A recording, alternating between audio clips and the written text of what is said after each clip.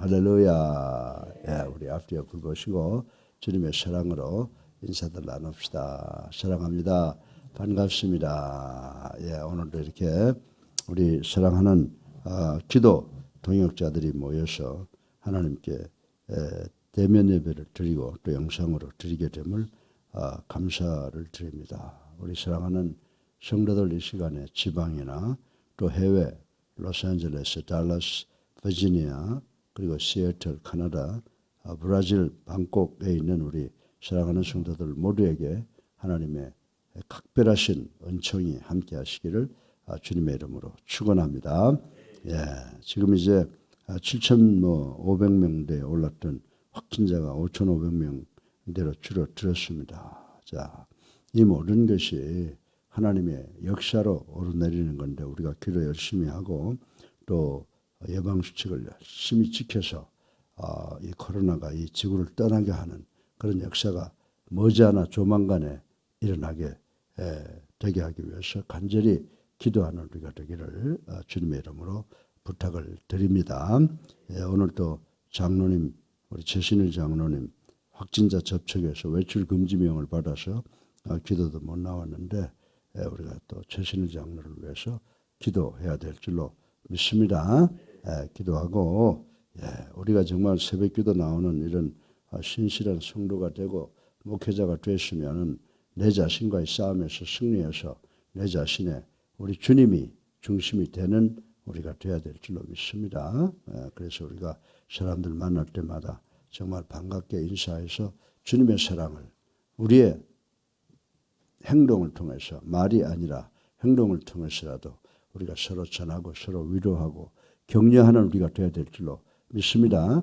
만나서 아무것도 없이 돌아가는 누구를 만나니까 교회 기도를 하러 왔을 때 기도 동지를 만날 때 나도 모르게 위안받고 축복받는 그런 우리가 돼야지 그저 와서 나 혼자 기도하고 가고 그거 소용없는 거예요. 더구나 특별히 목회자는 성도들 만나면 성도들이 마음에 정말 불안을 다 목회자로부터 해결받고 위안받고 돌아가게 할 정도로 생각을 가져야 되는 줄로 우리 목회자들 결심하고 또 각성해야 될 줄로 믿습니다. 목회자 그저 그정된 게 아니에요. 목회자 하나님이 주신 사명을 우리가 잘 지키기 위해서 내 자신을 죽이고 내 마음속에 하나님의 중심이 되는 삶을 살아가기 위해서 노력하는 우리 모두가 되기를 주님의 이름으로 간절히 부탁을 드립니다. 오늘 이 로마서 9장 1절로 3절까지에 보면 누가 말하는 거예요? 바울이 영감을 통해서 말한 건데 국가와 민족을 위해서 그 애끓는 심정을 토로한 것이라고 볼 수가 있습니다.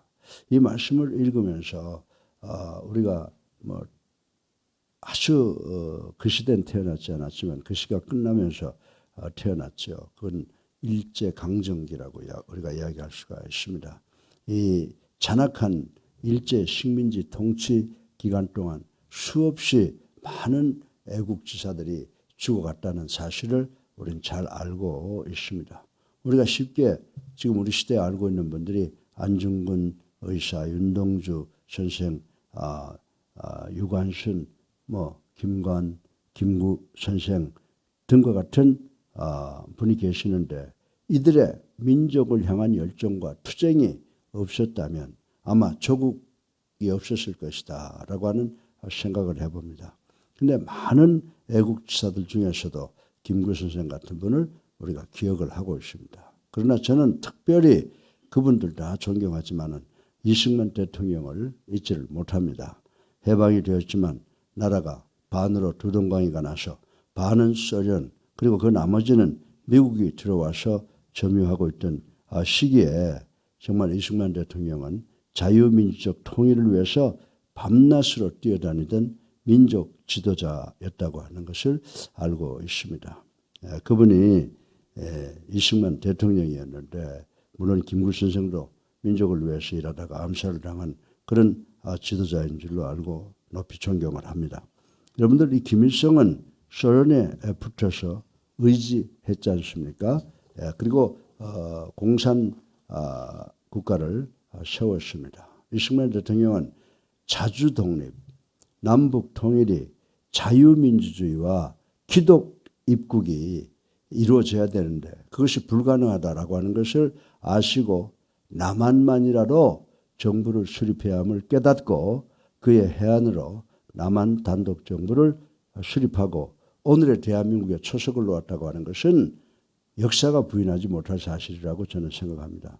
그래서 그 덕분에 우리나라가 6.25 전쟁도 잘 하게 되고 또 우리나라가 그 짧은 시간에 세계 10일이 무역국이 되었다라고 하는 것도 모든 사람의 노력이지만 그분의 지도력이 공헌을 했다라고 하는 것을 생각을 해 볼 수가 있습니다.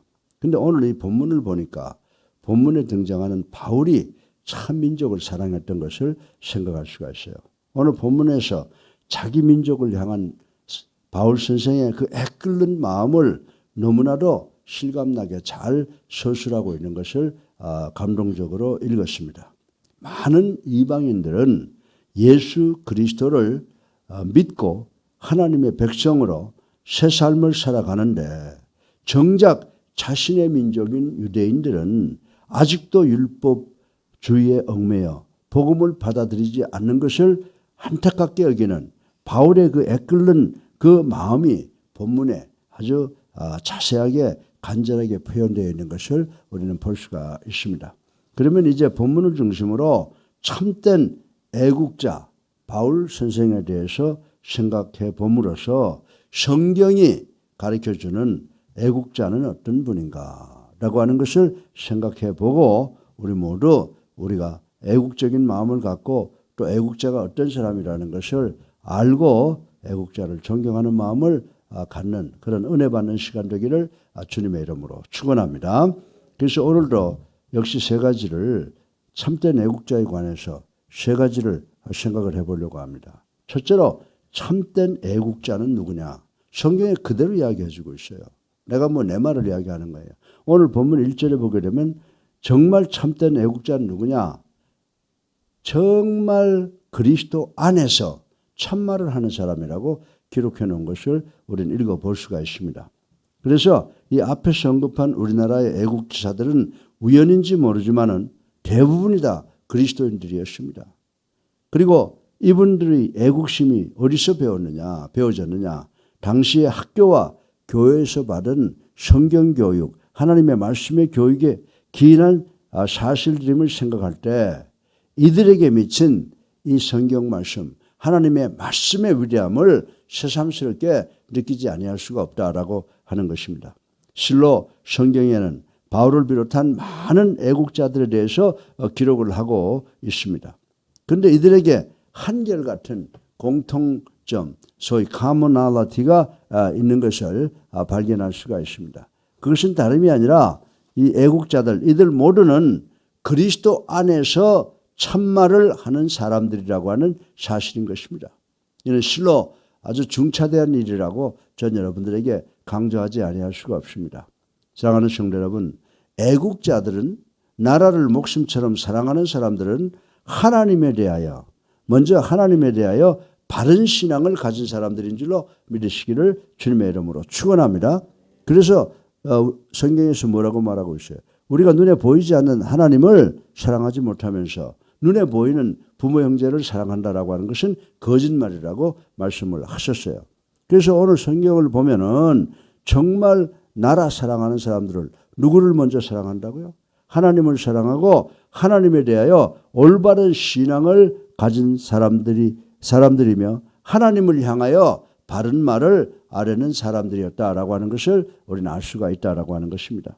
뿐만 아니라 애국자들은 인간들을 향하여도 정직하고 진실된 말을 하며 거짓과 악을 멀리하는 사람들이었다라고 하는 것을 우리는 알 수가 있습니다. 그래서 적어도 오늘 우리 이 시대를 살아가면서 지도자라고 하면 그것이 정치 지도자든 경제 지도자든 교육 지도자든 사회 지도자들이든 간에 그들은 누구예요? 우리 인간들을 향하여 항상 정직하고 진실된 말을 하며 거짓과 악을 멀리하는 그런 샘플적인 그런 사람들이 지도자가 되어야 된다라고 하는 사실을 우리는 명심하고 또 명심해야 되는 줄로 믿으시기를 주님의 이름으로 바랍니다. 우리가 뽑을 때 똑바로 뽑아야 된다라고 하는 것입니다. 세상의 핍박으로 모진 고통의 날이 다가와도 이들은 항상 그리스도 안에서 거짓을 물리치고 참된 말과 행위로 일관하는 사람들이었다라고 하는 것입니다. 이런 관점에서 볼 때 민족과 국가를 사랑하는 마음은 첫 번째로 뭐예요? 하나님을 사랑하는 마음이 있어야 된다는 것을 믿으시기 바랍니다. 그래서 적어도 국가 민족을 사랑하는 사람은 하나님을 사랑하는 마음을 반드시 가져야 된다라고 하는 것을 바울은 이야기를 하고 있습니다. 오히려 애국심은 하나님을 경외하는 마음을 바탕으로 해서 기초로 해서 생겨난다고 바울은 이야기를 하고 있는 것입니다. 오늘의 우리 그리스도인들, 21세기를 살아가는 우리 그리스도인들은 어떤 자세로 민족과 국가를 생각하는지 한번 우리가 가슴에 손을 얹고 성찰해보는 시간이 되기를 주님의 이름으로 축원합니다. 그래서 우리 그리스도인들은 먼저 하나님을 사랑하고 하나님을 사랑하는 그 마음으로 우리 이웃 국가 민족을 위해서 최선을 다하는 우리가 되어야 될 줄로 믿으시기를 주님의 이름으로 축원합니다. 그래서 오늘 본문은 바울을 통해서 우리에게 어떤 말을 주시고 있어요? 애국자는 그리스도 안에서 참말을 하는 사람들이다. 믿으시면 아멘 하세요. 두 번째로 애국자는 동족의 구원을 위해서 노심초사하는 사람들이라고 기록을 하고 있습니다. 바울은 말하기를 자기 자신은 자신의 민족을 위해서 동족을 위해 늘 근심과 마음에 그치지 않는 아픔을 가지고 있다. 이렇게 이야기하고 있는 것을 볼 수가 있습니다. 왜냐하면 바울이 비록 이방인들에게 복음을 전파하는 사도요.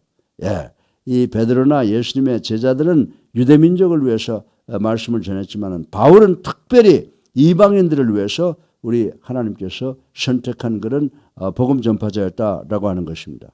이방인들에게 비록 이방인들에게 복음 전파는 사도이긴 하지만 바울은 인류의 참된 살 길이 복음 이외에는 아무것도 없다라고 생각을 한 것입니다. 그래서 바울은 이방인들에게 복음을 전하지만은 누구에게보다도 자기 동족인 유대인들에게 전파되기를 간절히 소원했다라고 하는 사실을 우리는 여기서 발견할 수가 있는 것입니다. 이 바울의 모습을 통해서 우리는 어떻게 될까요? 우리 가까이 있는 가족부터 구원하는 노력이 우리들의 삶 속에 있어야 되는 줄로 믿으시기를 주님의 이름으로 축원합니다. 가족들은 구원하지 못하고 딴 데 가서 구원할 수가 없는 것이라는 사실을 지금 이야기하고 있는 것입니다. 바울은 다른 사람들보다도 먼저 유대민족, 자기 민족이 구원받기를 고려했던 것입니다. 마치 구약에 나오는 에스터 시리즈 설교 제가 끝마쳤죠. 자신의 동족을 구원하기 위해서 피땀 흘리는 기도를 하나님께 드린 것처럼 바울은 항상 자기 민족, 자기 동족의 구원을 위해서 자기 백성으로 하여금 하나님께서 기뻐하시는 바른 삶을, 올바른 신앙적인 삶을 살게 하기 위하여 가슴 졸이며 근심했다라고 이렇게 고백하는 것을 우리는 오늘 읽어볼 수가 있습니다. 여러분들, 이 우리나라의 애국자들과 또 이 바울과 같은 인물들에서 볼 수 있는 바와 같이 참된 애국자는 자기 민족을 도외시하는 사람이 아닙니다. 자기 가족을 도외시하고 딴 데 돌아다니면서 남을 구원한다고 하는 그런 사람이 아니라는 거예요. 만약 이런 사람이 내가 올바른 신앙을 가지고 있다, 내가 하나님을 경외하고 하나님의 도를 지킨다, 나는 바른 신앙을 가지고 있다라고 한다면 거짓말하는 사람이다 라고 하는 사실을 우리는 알아야 되는 줄로 믿으시기를 주님의 이름으로 축원합니다. 왜냐하면 올바른 신앙, 참 신앙을 가진 하나님의 사람은 반드시 먼저 자기 가족을 사랑할 줄 알아야 돼요. 더 나아가서 자기의 민족과 동족을 사랑할 줄 알아야 된다 이 말입니다. 자기의 동족을 위해서 애타는 마음으로 늘 기도하며 아주 짓거리만한 것에서부터 힘을 다하는 그런 사람일 것이라고 정의를 할 수가 있다라고 하는 것입니다. 혹 오늘날에 우리는 조국을 생각하고 염려하는 마음과 하나님을 향한 이 믿음, 신앙을 별개로 생각해서는 안 되는 줄로 믿으시기 바랍니다. 그래서 조국과 민족을 염려하는 마음과 하나님을 향한 내 신앙이 하나가 되도록 노력하고 또 노력하는 우리가 되도록 노력하시는 여러분 되시기를 주님의 이름으로 축원합니다. 그래서 애국자는 어떤 사람이라고요? 그리스도 안에서 참말을 하는 사람이다. 또 두 번째로 애국자는 어떤 사람이라고요? 동족을 구원하기 위해서 노심초사하는 사람이다. 거기에다 가족까지 집어넣으면 더 좋을 것 같아요. 그리고 세 번째로 마지막으로 애국자는 자신의 희생을 무릅쓰고 형제의 구원을 위해서 노력하는 사람이다 라고 바울은 결론을 내리고 있습니다. 여러분들 출애굽하는 이스라엘 민족을 한번 생각해 보세요. 출애굽의 도정에서 이스라엘 지도자 모세는 어떻게 했어요?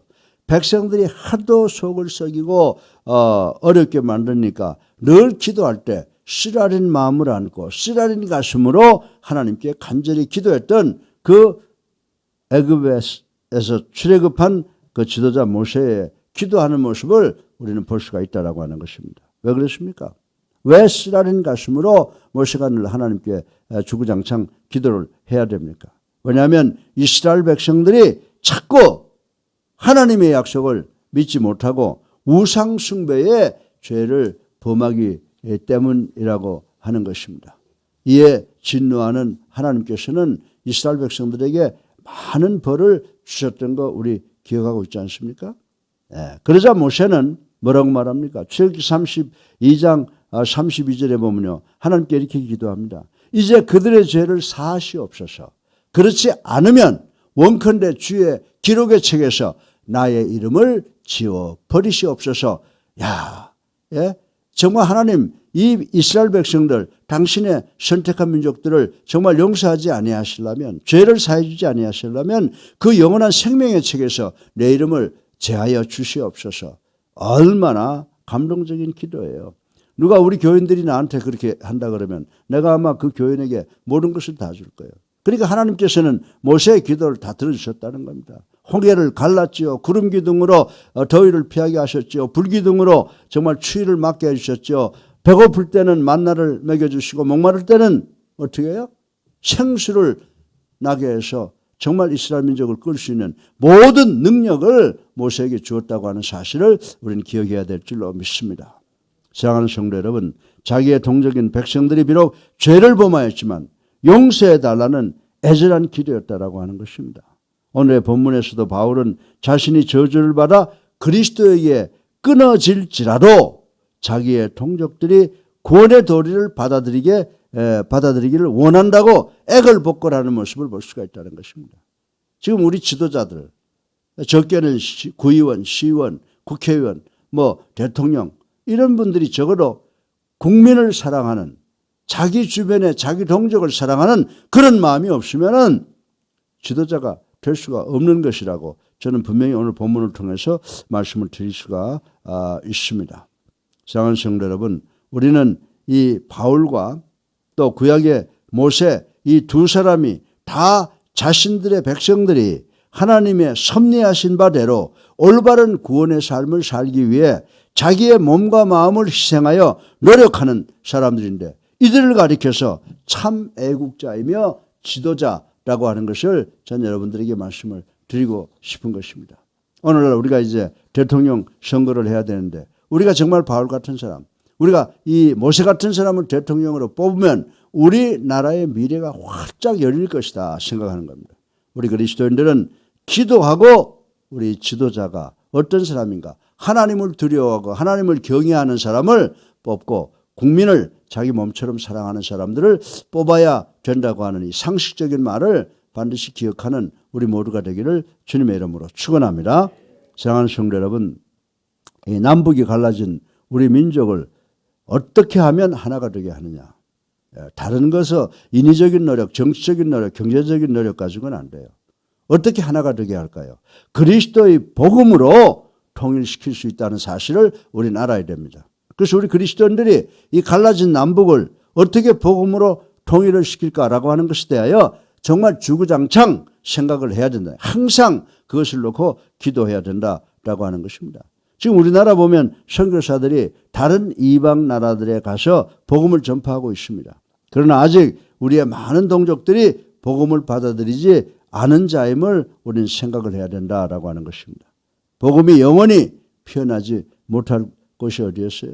지금 북쪽인 것으로 생각을 했는데 여러분들 어떤 기적이 일어났습니까? 정말 1900년 초에 보게 되면 복음이 영원히 피어나지 못할 것처럼 우리가 생각했던 평양에 교회가 생기고 신학교가 생겼잖아요. 여러분들 우리가 이 점을 생각해야 됩니다. 그리고 정말 신학교가 생기고 많은 신학생들이 평양신학에서 배출된 것은 우리를 잘 알고 있습니다. 따라서 이는 참으로 놀라운 기적이 아닐 수가 없다라고 하는 것입니다.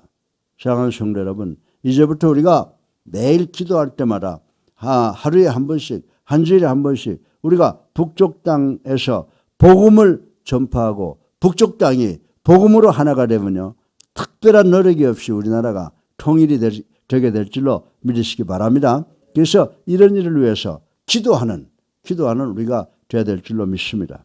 그리고 오늘도 우리 주위의 현실 속에서 복음으로 애국하는 길, 신앙으로 민족을 구하고 사랑하는 방법을 구체적으로 찾는 노력을 힘차게 전개하는 우리가 되기를 주님의 이름으로 축원합니다. 이는 바로 21세기를 살아가는 우리들 그리스도인들의 마땅한 의무라고 하는 것입니다. 사랑하는 성도 여러분, 우리 모두 하나님을 사랑하는 그 마음으로 애국자들이 되시기를 주님의 이름으로 축원합니다. 애국자는 어떤 사람이라고요? 그리스도 안에서 참말을 하는 사람. 그리고 애국자는 동족의 구원을 위해서 노심초사하는 사람. 그리고 세 번째로 애국자는 자신의 희생을 무릅쓰고 형제 구원을 위해서 최선의 노력을 다하는 사람이라고 바울은 우리에게 가르쳐 주고 있습니다.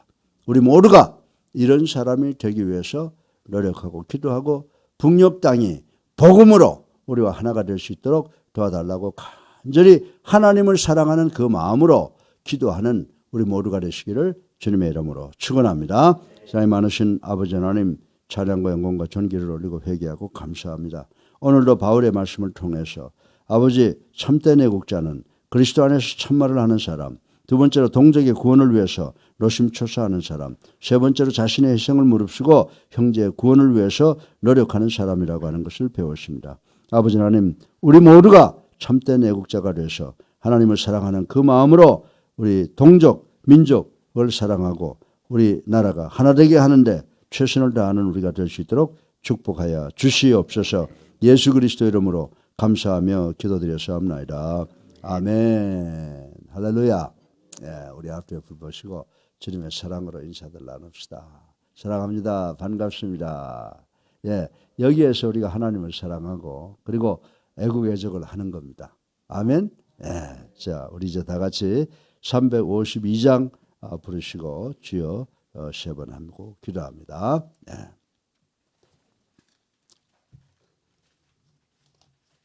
352장입니다.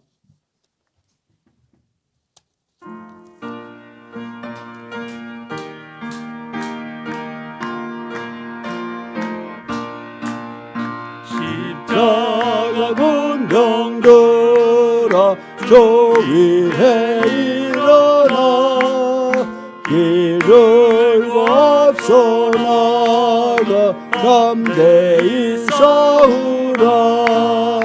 주께서 승전하고 영광을 얻도록 그 군대가 너리사 이기게 하시네. 십자가 군병들아 저 위에 일어나 그 나팔 소리 듣고 곧나가 싸우라. 수 없는 원수 앞에 주 따라갈 때에 주 예수의 힘을 주사 강하게 하시네. 십자가 군병들아 저 위에 일어나 내 힘이 부족하니 저 권능 믿으라. 복음의 갑주 입고 늘 기도하면서 너 맡은 자리에서 정성을 다하라. 십자가 군병들아 조위에 일어나 이날에 접전하고 곧개가 부르라 승전한 군사들은 영생을 얻으며 영광의 주와 함께 왕노릇 하리라.